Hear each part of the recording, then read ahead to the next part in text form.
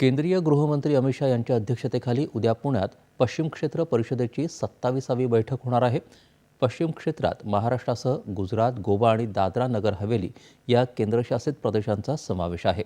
केंद्र सरकारच्या सहकारी संघराज्य विचारांच्या आधारावर विविध राज्यांसोबत समन्वयानं काम करण्याच्या दृष्टीनं या क्षेत्रीय बैठका बोलवल्या जातात. या बैठकांमध्ये पायाभूत सुविधा, खाणकाम, पर्यावरण, अन्न सुरक्षा अशा विविध विषयांवर प्रादेशिक पातळीवरच्या प्रगती आणि समस्यांची समीक्षा केली जाते.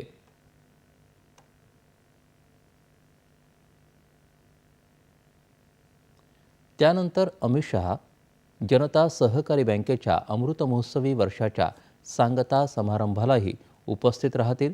संध्याकाळी बालेवाडी इथल्या श्री शिवछत्रपती क्रीडा संकुलात शहा यांच्या उपस्थितीत प्रधानमंत्री ग्रामीण आवास योजनेच्या दुसऱ्या टप्प्यातल्या 10 लाख लाभार्थ्यांना पहिल्या हप्त्याचं वितरण होणार आहे.